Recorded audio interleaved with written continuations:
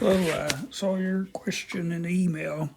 I've clicked on this, and you bring up this back-to-back stem and leaf plot. Back-to-back stem and leaf plot compares two sets of data by using the same stem for each data set. And the stem's what's here in the middle. For each set of data, leaves for the first data set are on one side, while leaves for the second data set are on the other side.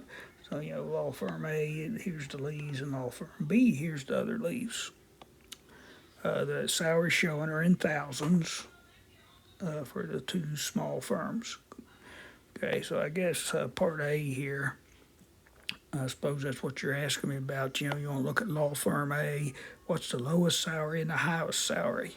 So you're supposed to look at this and be able to interpret, and they do give you a key here. They want to show you that 5 with a slash and 19, that means 195,000. So you get the 1, the 9, and the 5 there. And so if we keep that in mind, the middle part here is the stem, and these are leaves.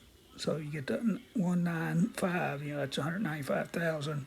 So that's for the left, for law firm A. And for law firm B, it's 19 and then a 0. So the first two digits are 1 and 9.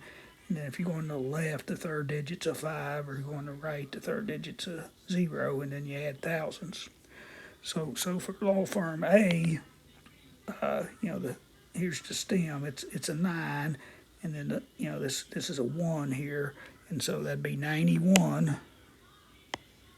And then you add thousands to it, and so that represents 91,000. That would be the smallest salary. Of course, this other one would be 97. That'd be 97,000.